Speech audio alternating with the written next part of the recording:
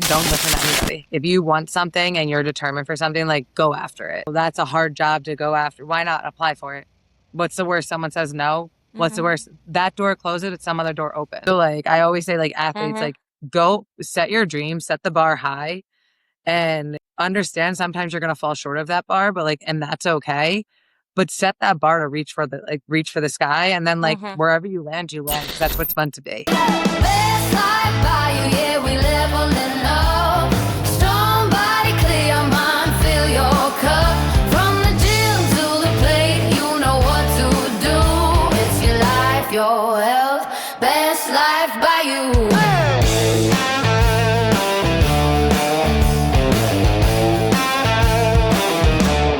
Hey everyone, welcome to Best Life by You, the Athlete Corner series. These episodes bring you candid conversations with current and retired athletes and coaches from all sports. Each episode dives into the mindset, routines, and resilience that power performance, featuring real talk about setbacks, comebacks, and the daily grind. I'm excited to have with us today a former athlete, current coach, and friend, Liz, with us. So Liz is the head basketball coach at East Stroudsburg University and a former collegiate player at Niagara University. Prior to ESU, Liz coached at Sacred Heart University, where she helped lead the program to back-to-back NEC championships and consecutive NCAA tournament appearances. Her coaching background also includes successful tenures at Army, West Point, NJIT, and Pitt Johnstown. I know there's definitely so much more to share and I could go down the list, but first I just want to thank you so much for coming on today and I'm excited to hear more of your story. So thanks for coming. Thanks for having me. I'm excited. Yeah. Was that introduction correct? Did I get everything correct? Okay. You got it. No butchering names. I might have butchered. I'm like, sometimes I read the things and I'm like, I cannot pronounce or speak English, but you know what? It's easier that way because then we really get to dive into your story, who you are. And so just to stuff off, I would like to just hear more about your upbringing, what inspired you to choose the path you're on today, being a coach, and yeah, really what inspired you to go down this path. So it's like a fun story. My Tell mom me. actually was one of the first females to get a full basketball scholarship in 1977 at LaSalle. So like basketball's been in my blood since I was a kid. Like there's pictures of me as like a little kid in a playpen on the side of the gym because my mom was a coach.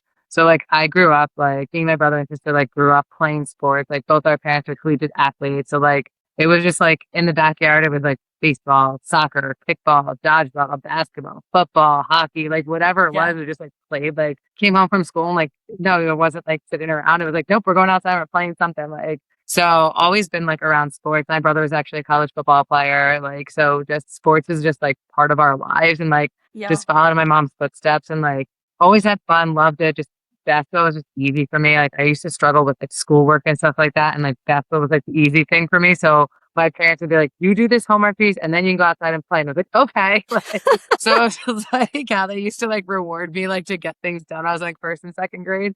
And then when I was in third grade, which is like really funny, like you always write those like, what do you want to be when you grow up? And I was helping my mom's best friend was like a really powerful high school coach. She had like Power 5 players. So I was like sitting on her bench and one girl was like explaining like getting scholarships to college. Like little third grader knows nothing.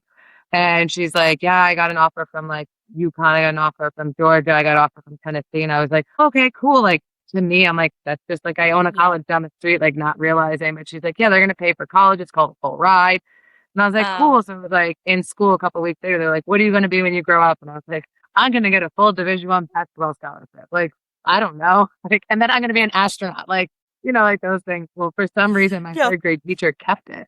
And when it came out that I had like signed to play at Niagara, she sent it to me. She's like, something about this made me feel like, wait, this is actually like, she's writing what's going to actually happen in her future. And my little like shaking up handwriting, like can barely read it. I was like, wow, I really like manifested this in third grade. Like, okay. So like I had my mom was like my high school coach along with my best friend's mom. So it was a lot of like family ties into it. And then the recruiting process and then went to college to play and came out of college like, oh, I'm still going to play forever. Like, I'm never going to give it up. Like, you know, I don't want to lose who I am. And then I was like, yeah, but I don't really want to go overseas. I don't know. And then my mom, my best friend's mom, were like, come coach high school with us. And I was like, oh, this is fun. I like this. And then Yeah. my best friend's mom sat down and was like, you're too good for high school. Like, you got to go to college. And I was like, really? And she's like, yeah. I was like, okay, let's try this. And then the road to now where I am, like all the stuff, like it was crazy. Like I got an interview with the guy that I my first job with at Pitt Johnstown, and it was literally 2 phone calls. And he was like, all right, are you going to move out here for this job? Like, I need you to move in a week. Sure. Don't know this man. Never seen campus. I'm going to go move 7 hours from home because like this is what I'm going to do. Like lived in a freshman dorm, and I was like, cool, this is fun. Then like moved on from there. Then went to NJIT, to Army, to Sacred Heart, and now here. Like it's been pretty cool. It's been a fun ride. Definitely like meet so many unique people, recruiting, kids, like all of that. Just I have players in the Army. Like one's like a Black Hawk pilot, one's a doctor, another one's like a signal like ordnance officer. And I'm just like, wow, like you guys do some pretty cool stuff. And then other players are teachers, doctors. Like it's cool to see them come in and not know who they are, and then like watch them develop and change so much in 4 years to like become like young, powerful women. I'm like, this is awesome. I was like, I like my job. This is, and like Wow. everyone Yeah. thinks like, oh, you coach basketball. I'm like, no, we do a lot more. Like, I want kids to like females, especially to have like a voice and know that they can have a backbone and be strong, independent females. I'm like, no, that's what I teach my kids. That to me means more than wins and losses. Yeah. Wow. Everything you said, I'm just like, yep, that's definitely everything you're saying is more coach mentality, right? It's a mentality you have. And growing up, most people don't sign up to be a coach. It just happens over time through an inspiration. Like little kids aren't saying, I want to be a basketball coach when I grow up. They're figuring it out. And something that's so special about shaping college students per se is they don't have the parents around, right? So in a way, you No. are that parent to them. So I'd love to hear a little bit more about your coaching philosophy, your coaching mentality when it comes to them. Like I know you, and for those who are listening, I know Liz from Orange Theory. So we have that connection. We've bonded over the past like few months, especially, even though we've known each other for years, but especially bonded more so. And I know your passion and how hard you are as your own athlete. So I'd like to hear how that transfers to the students. Like what is your coaching philosophy? What is the mentality when it comes to working with female athletes? Our biggest thing is family. Like family can be authentic. You can say whatever's on your mind, even if it's like the craziest thing ever. Like we're not going to take it to heart because like you're feeling some type of way. Like I want our players to always have like a safe space to just say how they feel.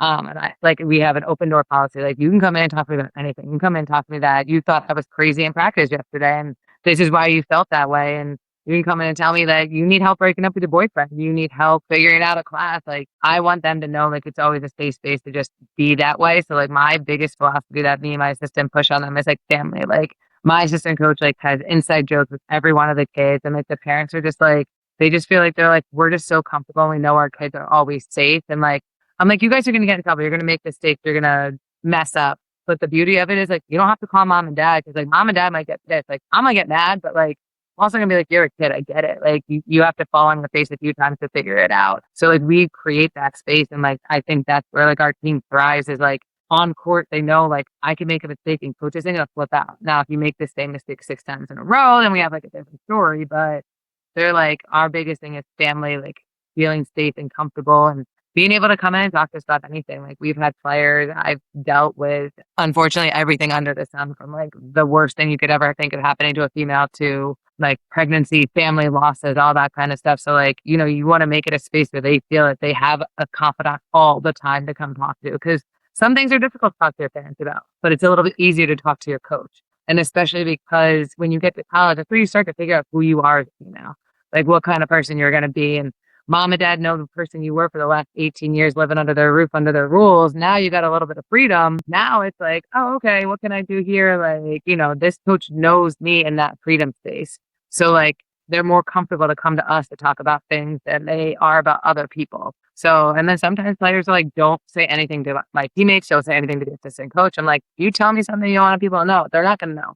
But like my biggest philosophy is always family, family, family. Because no matter what, family's always gonna have your back. No matter what, family's always gonna love you. They're gonna be there for you. And like people come from all types of families. You have people coming in with really broken homes. You have people coming in that were raised by an 80-year-old grandma and there was no structure in the house because grandma was too tired to really deal with the rebellious 16-year-old. And then you have the kid that comes from the rich upscale, everything was handed to them. And you have the kid that comes from the middle class mom and dad family. Like, it's just you put so many different personalities into one room, and it's like everyone's family is different, but this is what our family has each other's back, no matter where you come from. And I think that's like my favorite piece is you watch like the inner city kid be best friends with like the kid that grew up in Montana, and you're like, you two have nothing in common, but like you are the best of friends because of that. And I think that's where like we always go back to family because no matter what, family doesn't see race, gender, color, any of that. You just see love and having each other's backs no matter what.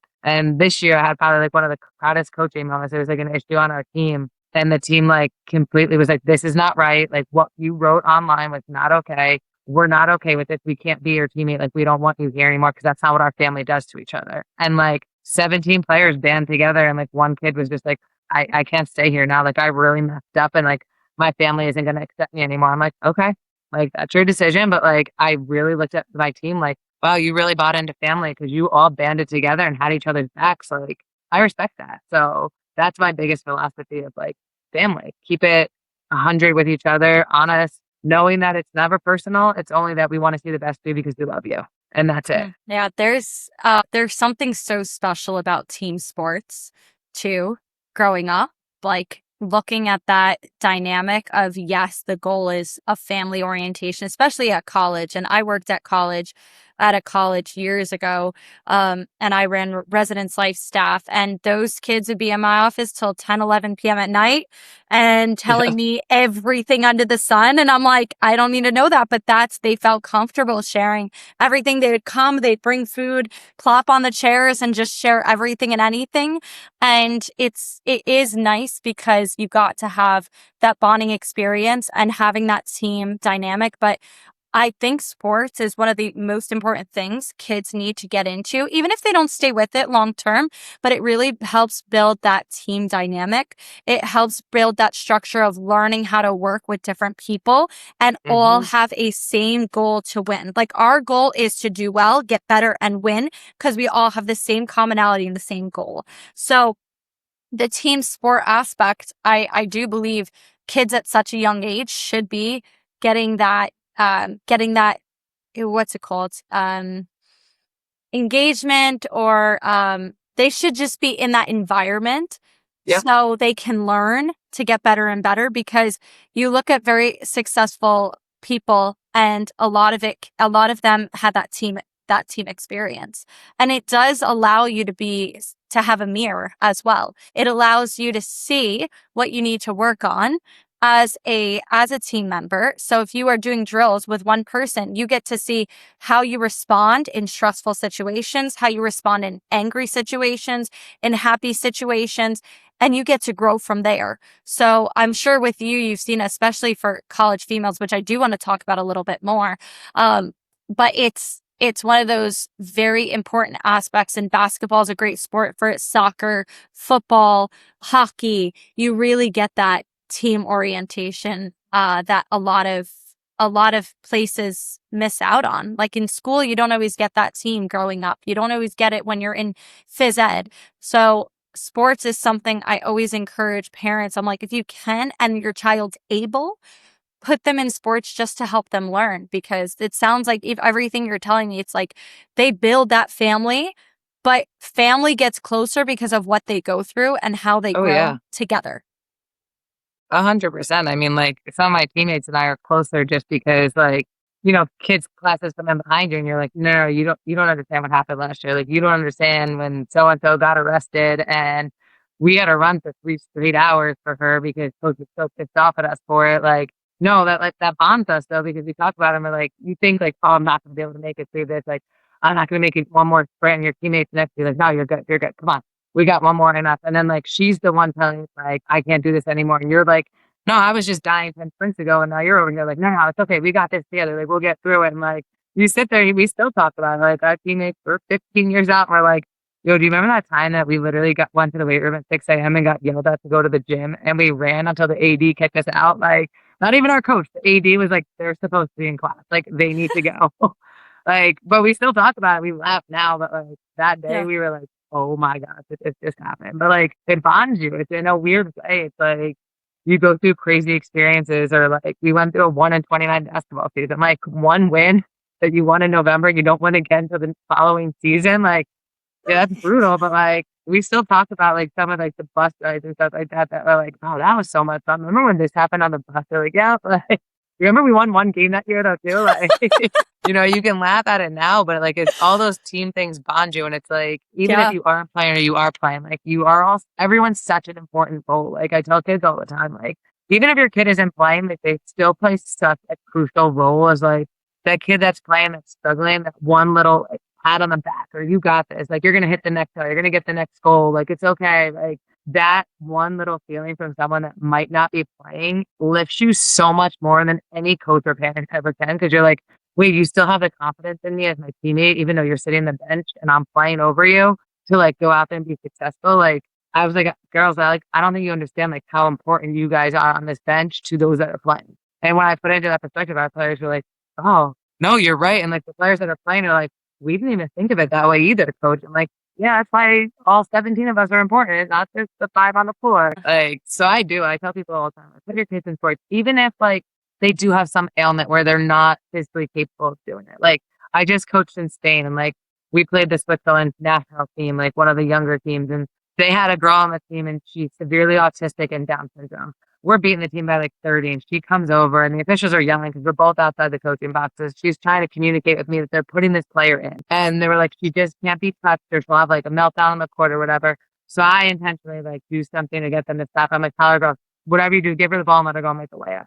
Like, this girl shouldn't have been on the floor at all, but like the coach was like, I want to put her in. She traveled with us, she practices. Like, we're like, let's give this girl a moment. Like, let's let her have some time on the floor. Like, I'm like, we're gonna win this game. I don't care if we win this game by 5, 10, 20, 30, whatever. But like that girl's gonna remember that for the rest of her life. Like, but she wasn't physically fit to play it. So even if she's not, put her in there. It also humbles other kids to learn how to work with somebody who isn't to their standards, isn't to their level of athleticism. Like, and it makes them look at things like, also like appreciate what you have. Like, you got 2 working legs and arms and can run up and down the floor and comprehend everything, but your friend over there doesn't really have that. Like, maybe you got to figure out how to help them out with it. Like, so I'm always like, even if your kid can't, just sign them up, because somebody will help them figure out how to play it. Like, and being on a team is definitely, I mean, I grew up in it, but I prefer team sports just because you learn how to work together, and that's life. You got to learn to work with so many different people and jobs later on in life. No, it's well, first of all, thank you for sharing that story, because I've seen that happen. I've seen videos. I've been through it myself. Like, I've seen it happen. I did musicals as well. I kind of did everything, the musicals, the sports. I did all the diverse things.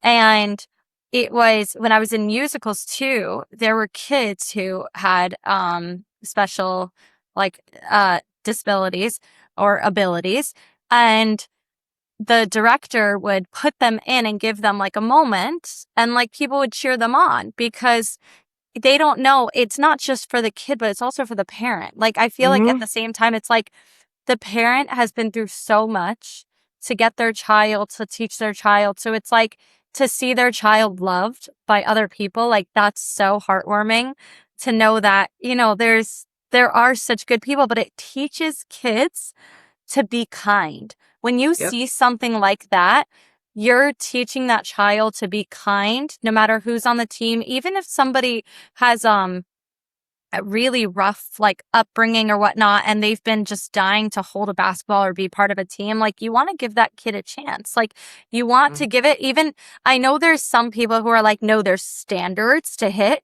Like, you have to meet these things, but one chance is not going to make or break you. If anything, it's going to get you stronger. Karma's going to come back around. Good things will happen. But I love hearing that was something that happened, because more and more I do encourage parents of maybe their children are not able to play a sport, or they're not that great.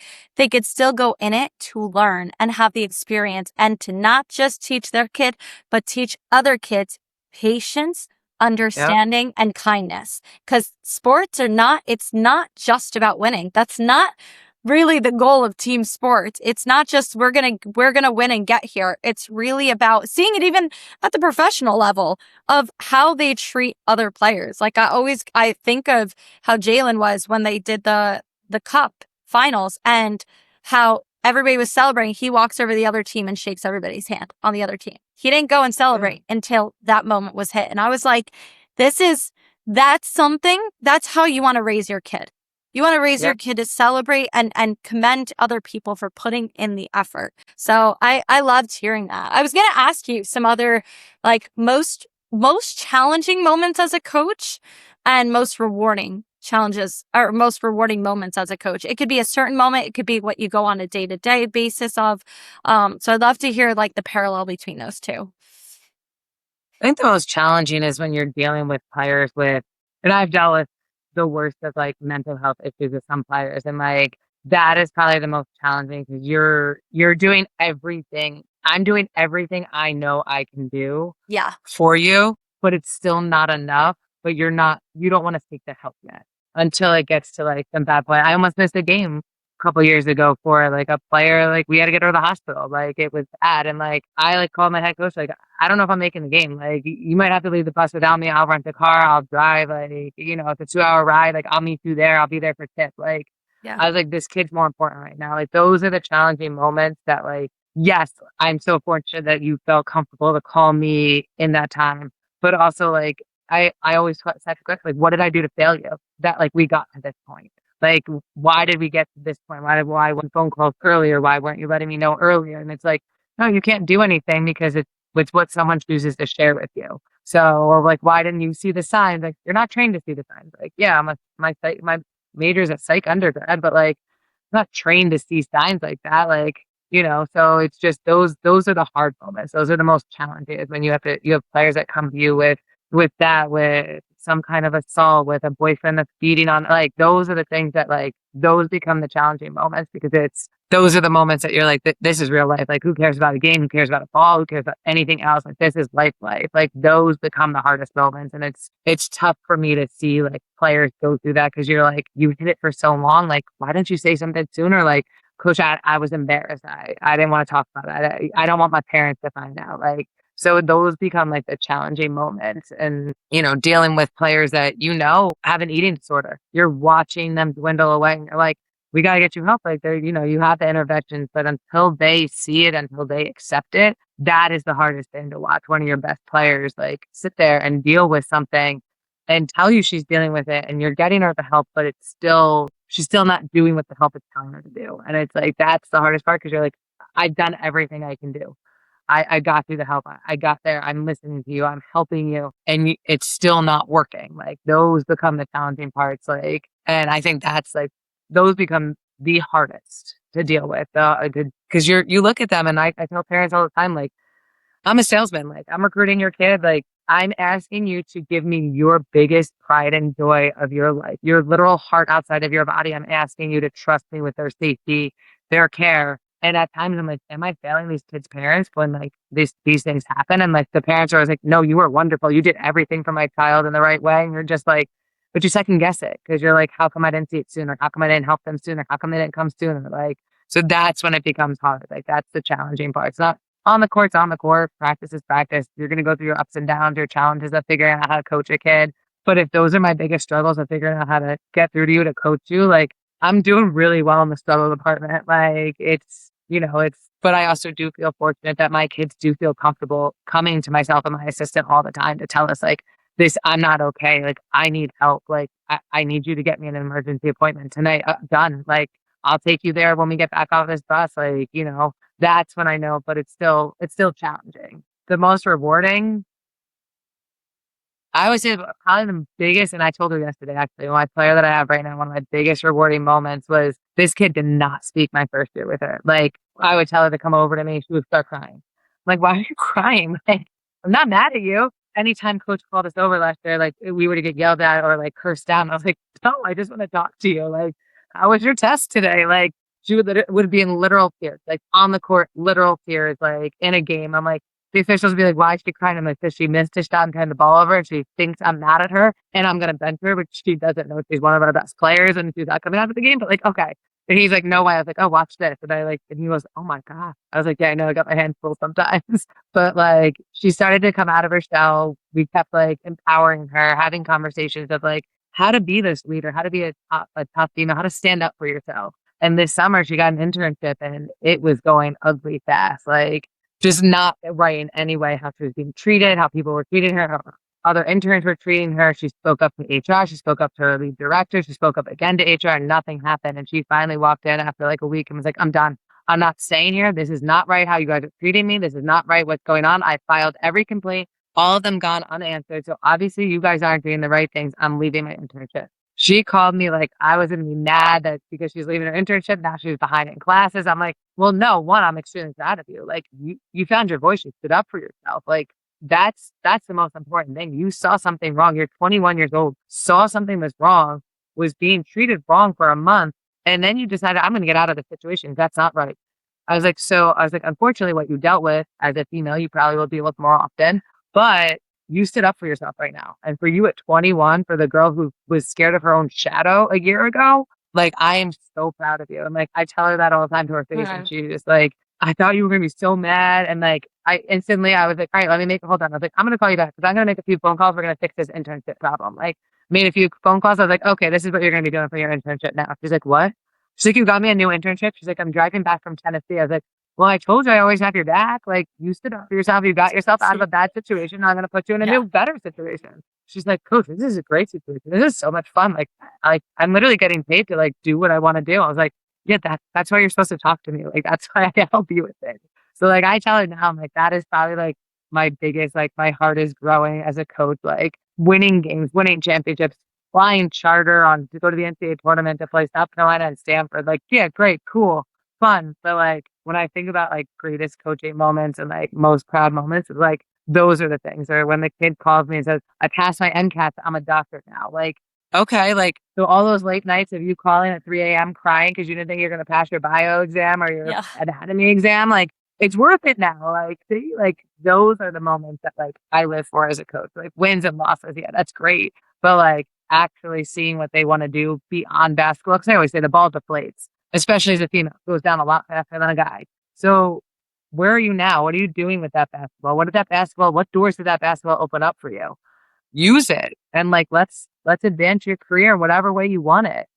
So like, those are my favorite coaching moments. Like, those little ones are the finally you hit the shot after the new move we taught you, like, you know, or like, I make everything kind of fun. Like, if a player turns the ball over 6 times in practice, like, that 7th time they finally make the pass the right way and we score, like, I'm going to stop practice. I'm going to celebrate it. Like, don't worry, 6 of them are turnovers, but that 7th one was really freaking good, girl. Like, thank you. Like, you know, so that they can know that it's, you know, your failures lead to your success. And like, those are the moments that I live for as a coach, not necessarily, yeah, wins and losses are fun. Those are what propels you in your career. But really what propels me is that I know my kids are going to succeed, going to feel like they can walk into a room and demand everyone's attention. Like, that's what I want for all of my players. That's it sounds to me like there's a lot more proud moments off the court. And I mean, there's a lot of that exists. I feel like in many sports is what that person is doing outside the court that makes them stronger so that they can bring it to their game and to be their best player. But all those stories, oh my gosh, I'm eating them all up. This is it is a tough and demanding job you do, so you have to love it. That's like, I tell myself too, me running my business, if working 12 to 15 hour days, I'm like, I'm exhausted, but at least I love what I do and I'm blessed to do what I do in coaching people. And it changes over time of, you know, how I want to go about coaching and how I want to go about helping people. So for you, with this high demand job that you have, how do you fit in your own healthy life? Like, how do you balance? I don't think there's balance, but how do you fit in having a healthy life overall? It is tough. My players make fun of me like during the season. I'm like, Coach, can we see your Whoop app? And I'm like, all right, why do you want to see my loop app? And they're like, we just want to see how high your heart rate got during the game last night. And then they'll be like, coach, it says you got 2 hours and 17 minutes of sleep. Like, yep. They're like, how are you functioning? I'm like, it's season. My body just knows November to March is going to function on like 4 hours of sleep a night. It's okay. And there's no Um, caffeine. For everybody listening, Liz no. doesn't do caffeine. So just for you to know that, because I'm the coffee drinker. Liz does not have any caffeine. So just think of that like she's the epitome of I'm literally running on my own body fumes. Yep. Literally maybe an iced tea and a water all day long. That's it. A lot of water. But my biggest thing that I always say, like, I need to go to the gym. Like, even if I am only functioning like a couple hours of sleep, like I need to get to the gym, whether it's just like walk on the treadmill or ride the bike or something. Like I need a workout. And it, like for me, more the morning than anything, like I can't work out at night. So like I need morning workouts like to start my day. And then I'm like, okay, I'm good. Now I got to tackle this. And like, I do commute a little bit. My drive to work is on hour 15. So like I do use like that time as like my decompressing time from like my team and everything. Like I call my friends, I call other coaches. I do a lot of like some work calls in the car, like calling recruits and everything like that. So that like when I do get to work or I get home, like I can be present and I choose to drive a little bit so that I can be around my family and friends. So like that, hey, we're going to go grab drinks at 8 o'clock at Brazen Fox. And I'm like, cool, I could do that. I'm on my way home now. Like, I'll be there. I'll meet you. Like, can do that. Or my nephews call and say, like, I got a T-ball game Saturday morning at 8 a.m. Like, cool, we don't practice till 12. I can come to your T-ball game and I'll go to practice. Like, so that you have that balance. And I choose to be close to my family and friends. And I've been really fortunate in this, like, crazy job world because jobs don't just open up. Like, I can't just apply to, like, a job down the street tomorrow. Like, they just don't open like that. But I've been fortunate at like my last 4 jobs, like I haven't had to move. And like a lot of my coaching friends are like, took another job and didn't relocate. I'm like, yep, that's me. And I was like, I do get picky with that because I do know my job is so demanding. Sundays we're gone for 4 or 5 days. Like we'll have practice at 8 o'clock at night. I'll leave for practice at 11 o'clock in the morning. Like, it's long days, but I choose to be around my family and stay close so that I can be at those little things or, your friend got a baby shower on Saturday at 1. Okay, cool. I got practice from, 11 to 1. I'll be there at 2:30. Like show up on the back end of things, like, but I still can show up. Mm-hmm. But if you're 3-4 hours away at another school, then it's hard to show up for all those things because I watched how much I missed in college and I was like, I don't want to miss out on that like for the rest of my life. But, so I have been fortunate that like being able to coach around my family has helped me keep the balance. Cause then they're like, yeah, I know you're pissed, but like, it's a game. Like nobody's dead, nobody's sick, nobody's hurt. You can fix it. And I'm like, oh, you're right. Like, so it does help to put another perspective that like, yeah, we lost in double overtime by 1 point last night and we got a game tomorrow night. I can't walk into practice all mad, pissed off and run you to the ground because we got another game to get ready for. I got to show you what went wrong, how we need to fix it so that we're better for the next time. So that now tomorrow night we can win that game, like, and go in with that mentality. Like, it's not the end of the world. We could fix this. Let's fix this. And that's my family has helped me balance that. So that's how I balance my crazy world. But like, definitely got to work out. That's like the key thing. Like, I'm the crazy one that does 75 hard in the middle of the season just because I'm like discipline. It's the okay. I'm committing to like I got to keep this up. It keeps me locked in. Like, nope. Yeah, you want to sleep in tomorrow? Nope. You committed to this. Like, then you got to do 2 at night. Like, you don't want to do 2 at night. Like, okay, do it now. So. Definitely the working out and family. I was going to say it's definitely a coach mentality. I've met many people who are like, yeah, sleep's for the week. And I'm like, no, sleep is where you recover. You need to sleep. I used to be that girl that was like, no, I just need a few hours of sleep until I became very not mentally okay. Like I just was all over the place. And I'm like, maybe I do need to up my sleep. But there are some nights that sleep is not happening due to scheduling or due to things happening. And I know for you in this career, it can be very challenging and with traveling and balancing just like a healthy life overall. But I know that's something that it sounds to me like you have a pretty good schedule. Even though you're traveling, you already know, like, I know I need to go to OTF. I know I need to drink water or do whatever workout you're doing. No, I need to have my water, have my iced tea. I need those car rides to be spending time getting stuff done. Like it's not just going to be listening to music, like you're productive in those car rides. So it sounds like you have learned how to find your own, I don't even want to say balance, because it's not, it's organized chaos. I like to say, Yep. like, your chaos is organized. And I have that too, like very organized chaos, and things will be thrown your way, but you still learn how to adapt. I was going to go into the female aspect, because working with females I work with females mostly in their 40s and 50s and 60s. And it's definitely a different, mindset, because a lot of them are mothers and they're very selfless, and they are now learning how to give back to themselves. So working with females, what do you think is the hardest thing? I don't know if you want to compare to men, but what do you think is the hardest thing that females face when it comes to college sports, college basketball? Biggest thing I've always dealt with is them comparing themselves. And like, I always like, they'll be like, we've had to sit down like our athletes, and I'm like, I'll be watching them eat before a game. I'm like, why did you skip over the mashed potatoes and like the carbs and like have a piece of bread? And they're like, oh no, carbs are bad. I was like, no, carbs are like the number one thing you need. Carbs are what you actually need. Yeah, like I'm like, you do realize that carbs are like for what endurance athletes need, because that's what you use in the fourth quarter. Like, and I had to sit down like one of my players and like literally map it out. Like, watch your productivity. I was like, I just mapped it out. Your first, second, and third quarters are phenomenal. Your fourth, you drop drastically. You drop from shooting the ball at 70% down to 40. And I was like, that's because you're exhausted. Everything is short. Look at all your shots. They're all short. And I'm like, your body's just exhausted. Like, I know I'm asking a lot of you. I'm asking you to play a lot of minutes. I know that. I was like, but I'm asking you to fuel your body in the right way. Like, and we got her working with like a nutritionist, and she's like, yeah, well, like, look at all these people I follow on Instagram. I'm like, that's called Photoshop, sweetheart. There's no way she really looks like that. Or she's on something else on top of it. Like, but like, that's not the real photos that you're seeing. Like, you can't compare yourself to her. I was like, you're also an athlete. Like, she's not in the weight room benching 160 pounds. She's not doing it. You are.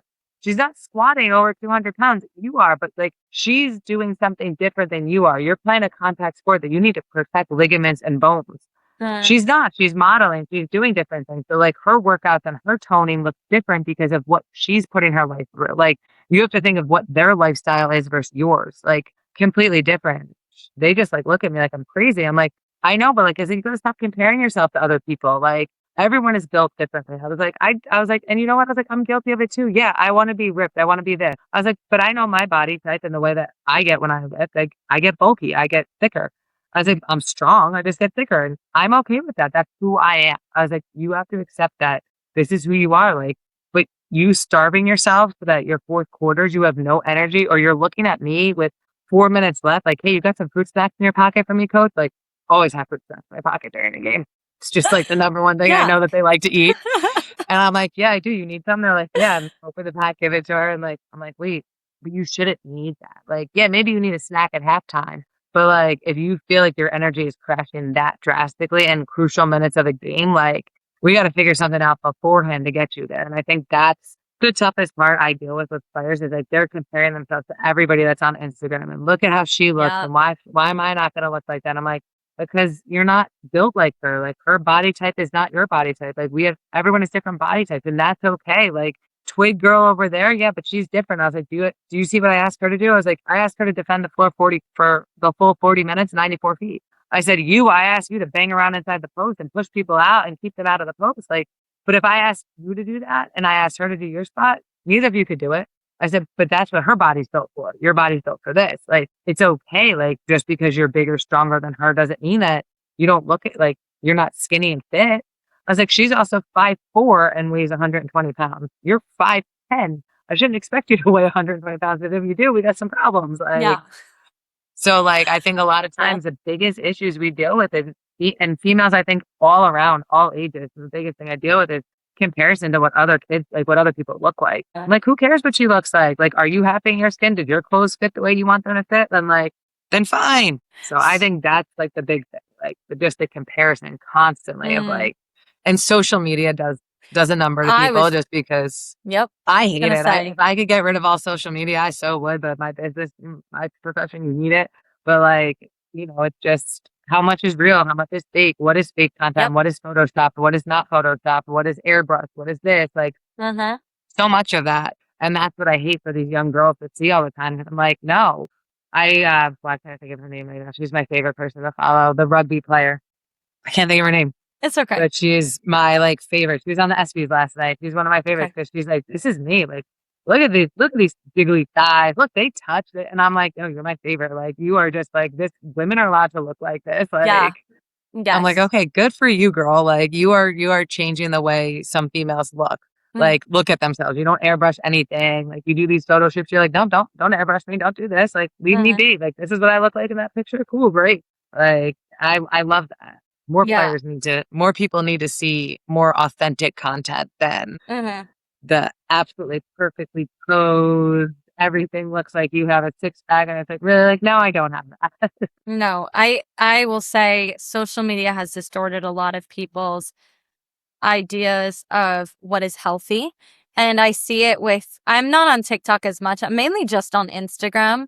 But as a business owner, I try to cover most social medias. I don't have Twitter though. Twitter's one thing I've never had.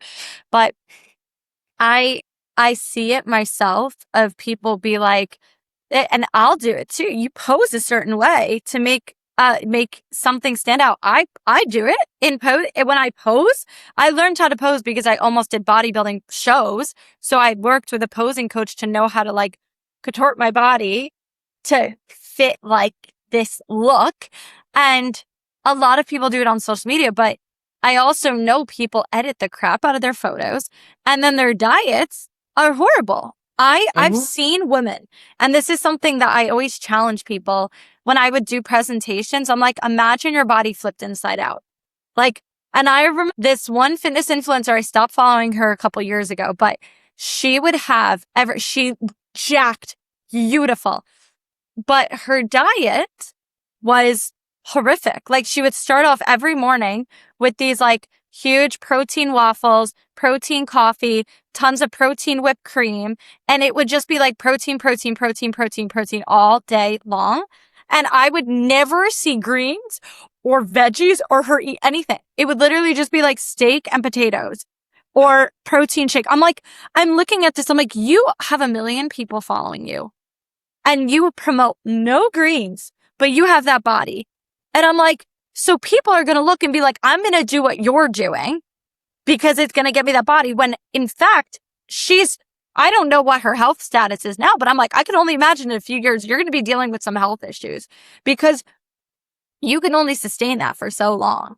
Or Yeah. she chooses not to post that on social media. So it's one of those things that I've seen so many women, it's so many women post pictures and videos of their bodies. And like, for me, I am very much of, I want to be healthy and strong. I don't care to have abs. I care to be able to knock out pull-ups, do push-ups, no problem, do pistol squats, no problem. If I need to run, I could run and have energy all day long. Like those things I want to have. And it's, if I have more muscle, then let it be. And I've been told in the past, like, I've been questioned by some people. They're like, do you think like it's hard for you to get guys because you have so much muscle? And I was like, you know what? That it will attract the right men. Put all the other ones that don't want me out. This makes it so much easier for me. It makes it so much easier if men do not want muscles because then it helps me narrow down the men for me, like the man Yep. for me. So I've heard statements like that before. I've seen online people comment on women's bodies being like, you have muscle. That's too much for a man. And I'm just like, then he's not the right guy. Cause a girl's Yeah. gonna do what she's passionate about. And you really want to focus on being healthy and fueled. And I think we're shifting away from like the calorie intake, but I always say this. I get anywhere from 2,800 to 3,000 calories a day. And I track every day because I enjoy tracking. I enjoy seeing what I hit every day. And for me, it doesn't bother me at all. Like I love tracking my food.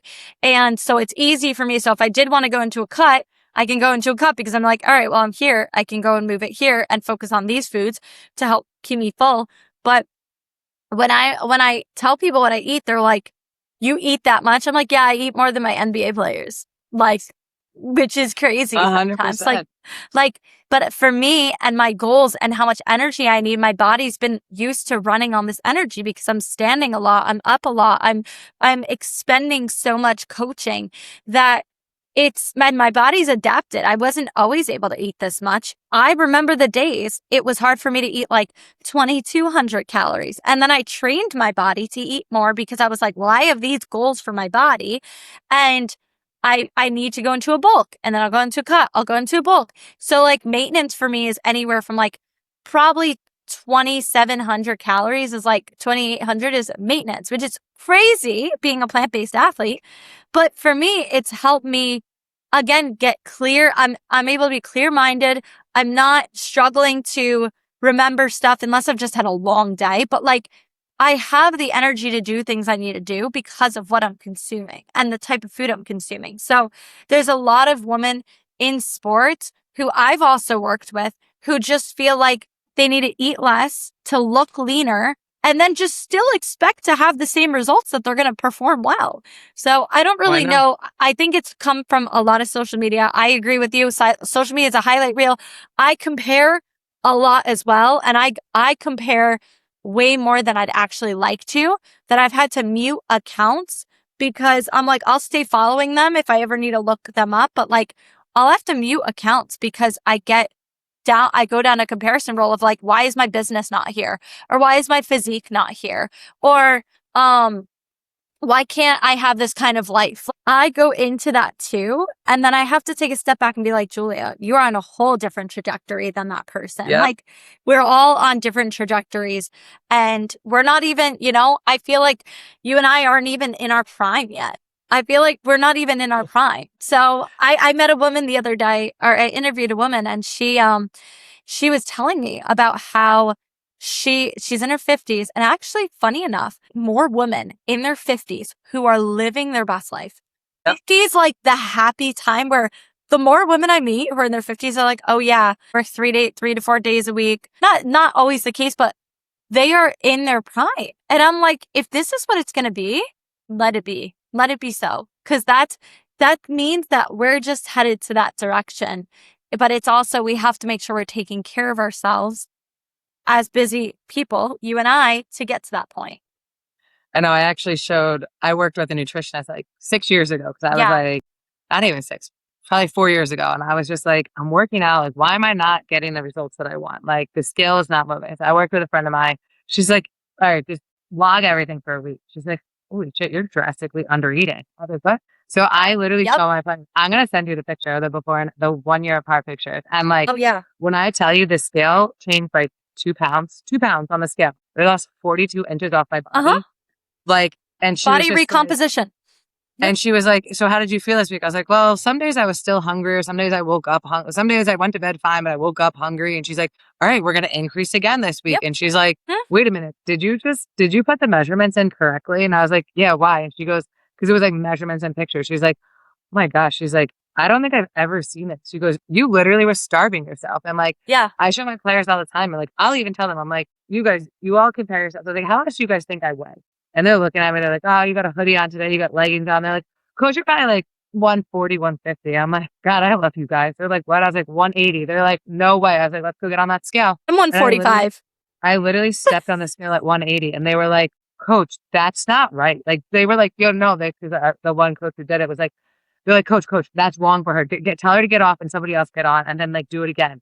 Like, okay. And they were like, no, they're like, no, Coach, that's not possible. And I was like, guys, muscle is thicker than fat. It's thinner than fat, but weighs more. I was like, so I have more muscle on me. I was like, guys, I'm 24% body fat. Like, that's the number you need to look at, not the actual number of on the weight scale. No. Like, how much muscle versus fat you have. They were like, oh, and I was like, so our kids actually like really like after the end of the year, they were like, wait, like, let me see. Cause I've showed them like Orange Theories, like the in-body scan. And I was like, look at this in-body scan from this year to this year. Yeah. Like, look at how it breaks down your right and left arm. Like, and they were like, Coach, we really want to do this. I was like, great. Cause I actually have you guys set up with our nutritionist on campus next week to do it. Like, if you guys want to. And they were like, this is so fascinating. They're like, we didn't know all about this. I'm like, yeah, like, sometimes your muscles are heavier than what is anticipated. That's why your scale is bigger, because your muscles are a little bit thicker or your bones are a little bit thicker. Like, you never know. And I was like, so I'm trying to like educate them. And I'm like, their like eyes are like huge. I'm like, this is what's not seen on social media. Like, this is what needs to be seen on social media. Yep. I've done podcast episodes. I've done this. I've done videos of, I love people's reaction when they find out how much I weigh. And then they were like, oh, well, it's muscle. I'm like, yeah, no shit. Like, Yeah. you have to eat. But the reverse dieting, I've done that with people and they'll lose weight as I'm adding more calories. And then they're like, wow, how is this possible? I'm like, because your body's done being in like this. I explain it as like a starvation mode. Like, you're starving yourself. You're not eating enough. So your body's just like, let me hold on to all the fat because I don't know when you're going to feed me again. And I have to conserve energy. And then it's like, when you eat, the fat's like, wait, okay, you're feeding me more? Oh, I can use this energy. Oh, you're feeding me consistently more? Let me go ahead and lose and speed this process up a little bit. And your metabolism resets. And it's like, it's incredible. It is so incredible, the reverse dieting bit. Not just that though, the mental health aspects are phenomenal that come with reverse dieting. Yes. I've worked with so many women who I've done this reverse diet with, and either one of two things. We go into a cut, reverse diet, they put on a few pounds, not a big deal. And then we go into a cut and they get their weight loss. But the amount of women that will be like, I feel clear-headed, I feel much more energized, I'm able to sleep better through the night. For me, Julia, last week was just so chaotic that and again, I love my tracking. So I was tracking and I was like, there were some days I was like 2,400. My stomach was growling all through the night. I couldn't sleep through the night. So I'd run to my fridge. I get a quick smoothie pouch. I'd just do a quick smoothie pouch. And I'm like, damn it, it's still not enough, but I'm not sitting here at 2 a.m. cooking a whole meal. So I know 2,400 is not enough for me to be sustaining my lifestyle. Like, I need more food because I'm expending so much more as well. And I tell people those days that like you get the amount of calories you need and you have to train your body. It's a process. Like, I tell people, I'm like, when I coach people, I'm like 50 calories a week. 50 calories, just add on. We'll add on to the carbs. I'll usually give them macros because I'll have them track. But I'm like, add in a date this week. Every single day, add in a date. Just a date to your regular diet. Okay, following week, add in an apple and a date. Following week, add in this. And it's been so transformational for so many women because they're just like, I feel better. I feel like my body's like leaning out in a different way and it's recomping. And I'm like, that is my whole coaching philosophy is teaching people how to do body recompositions. I do that with people. If we need to go into a cut, I mean, even with my professional athletes, like one of them, it's very strict in the off season. The off season is so rough that we have to make sure you're following a cut. I mean, life happens and it's hard when you don't get like that all the one-on-one attention with them. But like when you put in the work, you will get results. Like working with a coach will get you those results if you put in the work. 100%. In my entire time that I've coached probably over 200 people in the past, 7, from working with a company to now, maybe 7 years, can't even think. But like coaching with nutrition and training, more than half of them have seen their full body transformation because they put in the work. If you don't do it, then if you want to keep coming up with excuses, it's going to take you a lot longer to get there. But a lot of people, it's not just, and you see this, it's not just about we're going to go ahead, count calories, lose weight, or count macros. It goes so much deeper into, you have to unlearn learned behaviors. You have to dive into the mental health aspect of it, of like, what is how are you viewing food? What is going through your head when you're eating this kind of food? Because a lot of women, especially athletes that I've met, develop eating disorders. And it's really, really sad. So yeah, you can dive into everything I just said, or feel free to add on to that. Yeah. I mean, I've dealt with so many players with like eating disorders, and it's easy. Once you start to see that you think someone has one, and it's usually the players pick up on it first because they're around them more often. Yeah. They'll be like, hey coach, I think like so-and-so has like something wrong with like eating. And you're just like, okay, so now you're like on a road trip and you're watching what she orders, you're watching what she gets her post game, and you're watching, does she eat the whole thing? Like, and it's just like, okay, now I understand a lot of things that's going on with her. And we're like, and it's such a tricky thing to have the conversation because like, a lot of times I've noticed like with my athletes, like they don't know they're doing it. And it's usually stemming from like something that they've witnessed, somebody making some dumb comment of like, oh, you have a muffin top in those pants. Like, like something dumb where like your teammate is literally just being like, you don't wear those jeans out tonight. Like you have a muffin top in that. Like it looks better if you wear these jeans. Like, but then something changes in your head that like, oh, I'm obese, I'm fat, I'm overweight. I need to do something to change it. And like it flips like, and that's like such a scary thing for me. Cause like once that flip happens, like it is such a hard process to get them back from it. Like to untrain all of that, to have them look like, I mean, I had one player, like she's standing there in her sports brown shorts and she's like, oh my God, look at all of this. And she's like picking out her skin. I'm like, that's your skin. She's like, no, it's fat. I'm like, no, that's skin. Like your skin is there. It's obviously if you pinch it all together, it's going to get thicker. Like, what are you talking about? She's like, yeah, coach, like I put on some weight this season. I was like, no, you have not. Like, but like you always have to remember, like when they say that, like you have to say with like a clear, straight face, because like in their mind, they see themselves in a whole nother way. Like if you sit there, like we had an assistant, like our one assistant, like kind of laughed, like and joked with her, like, what are you talking about? Like, you're crazy. Like, you're fine. Like, haha, stop joking around. I'm like, she's being serious. Like, I'm like, no, we need to go have a conversation because I don't like what you're saying right now.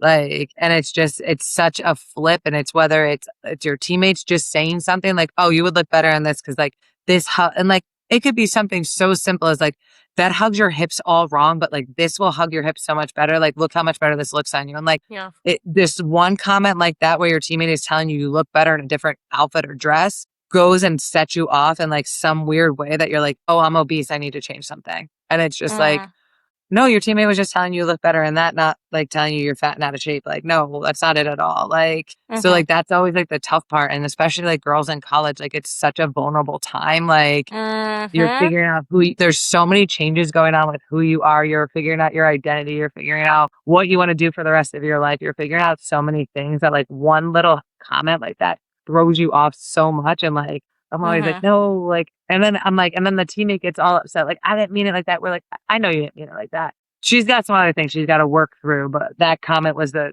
camel that broke the straw, like that broke the camel's back. Like, it's just, it's tough. And those are like those are the conversations that like get to me. Cause I'm just like, no, like, it's okay. Like you need to be thicker. You're 6'4" post player. Like you got to go bang around with like 6'6" over there. Like she ain't a tiny little mama. I think something to always, I have three comments on that. One, I think it's always important to remind women their bodies will constantly change.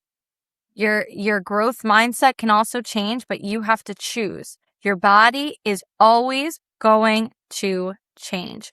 Are you the same girl you were when you were 9 years old? Do you have the same body you were when you were 12? You have the same body you were when you were 3 years old? Do you think you're going to have the same body when you're 50? You want to be healthy, yes, but your body is constantly changing. And so 2 points on that. One, I keep pictures, like little kid pictures of me. I have a few of them in my apartment. And I'll get caught up sometimes in comparison. And I'll look at that girl and I'm like, no, you would never talk to her like that. Like, why would you ever talk to her? So it would be an interesting activity for you as a coach ever, just like putting it out there of like, them on the first day back or whatnot of having to bring a young picture of themselves, have it in their locker, have it in practice, whatever it is, and be like, anytime you feel like being mean to yourself, you look at that girl and you say, you start talking to that girl. Don't talk to yourself, talk to that little girl in the image, because there's so much power in how we speak to ourselves. We're so good at doing that, but like, you would never talk to a 5-year-old like that. If a 5-year-old kid is overweight, you're going to go up to a 5-year-old and be like, you are so overweight and you're ugly and you're this like, nobody's going to go do that to a 5-year-old. So why are you going to do it to yourself? Like where's the disconnect? The other thing I will say for me, growing up, I remember this is so bad.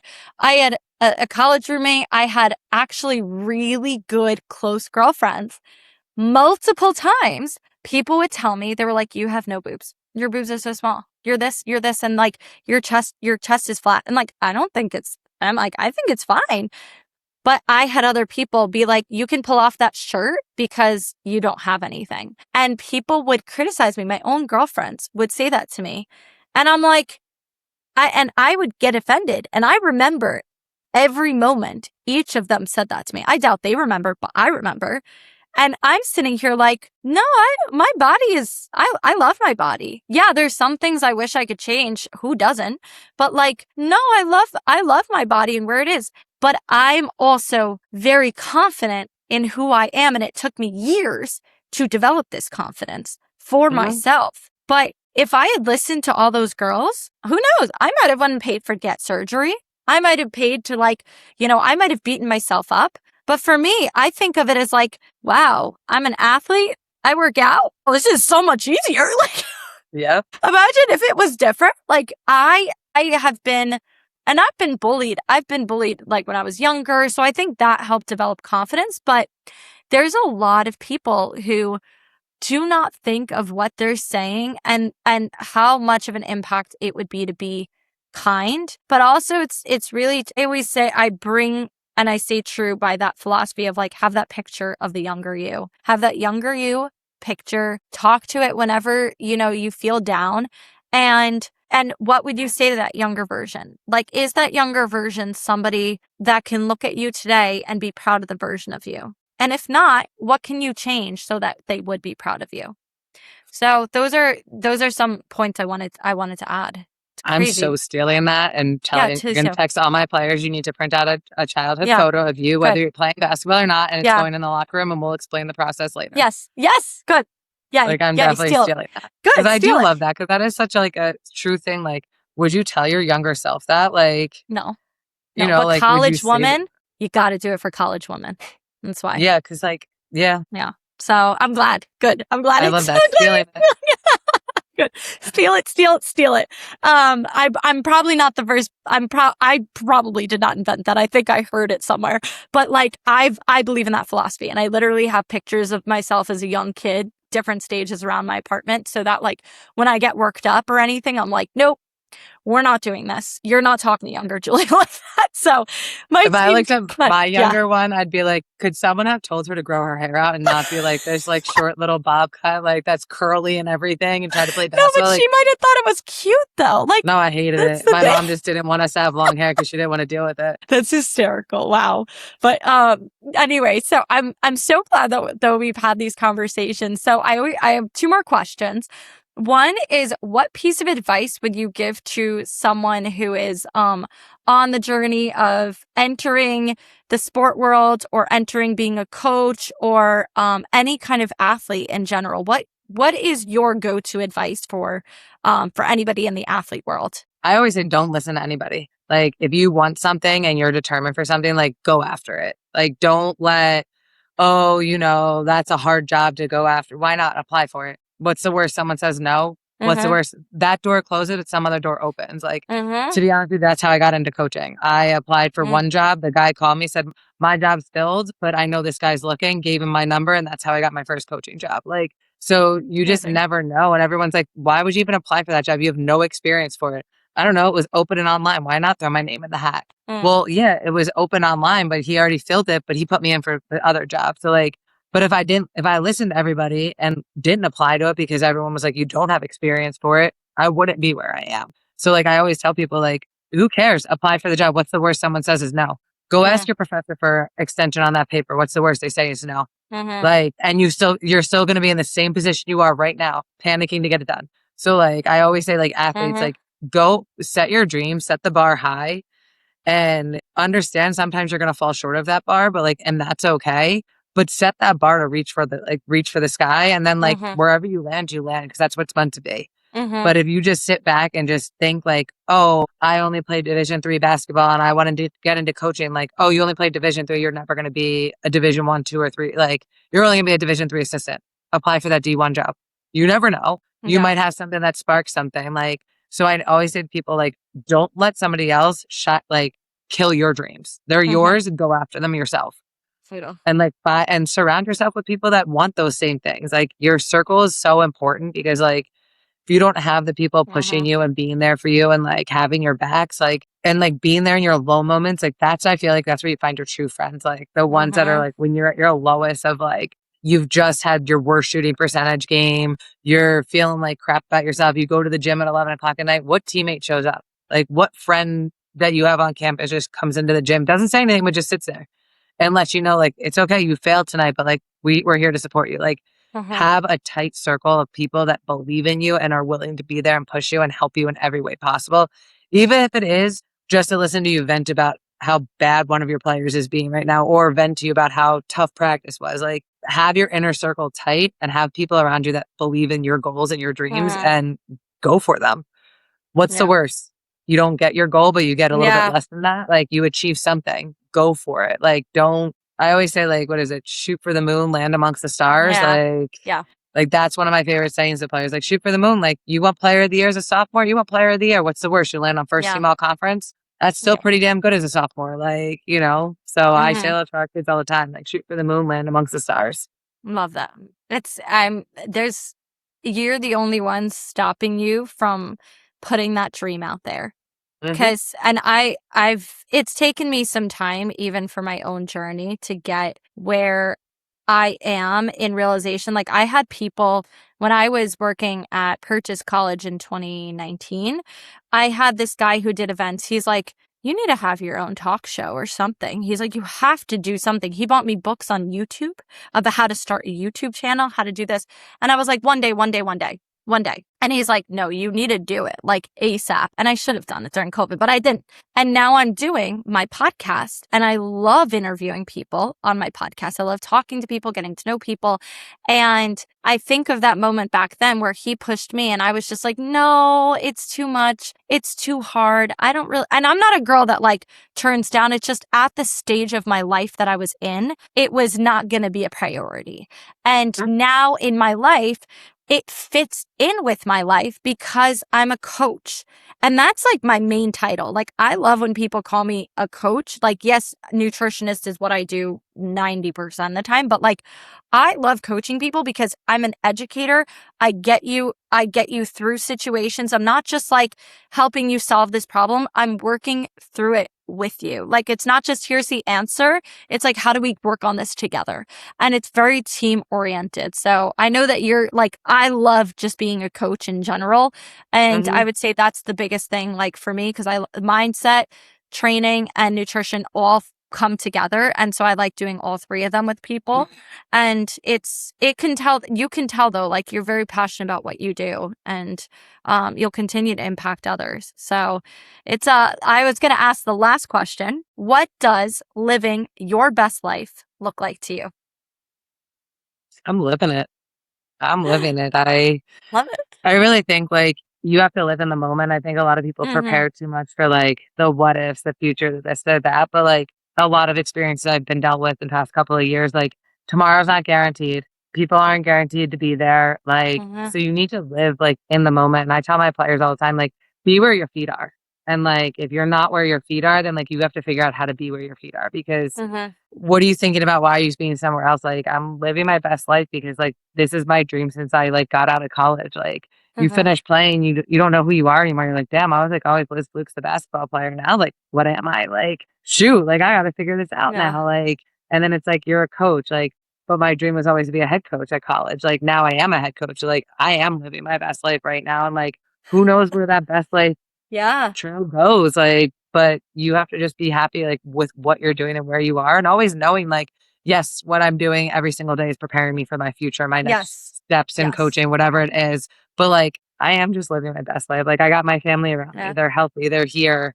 I'm coaching basketball. Like, you know, that is the best life right now. So like, I am living my best life. And if you can't be where your feet are, figure out how to get there because that's where you need to be. You need to be present with your family and friends all the time. That's incredible. So well put. Because it's the truth is we can think about the future, we can remember the past, but the only thing that we're currently living is the present.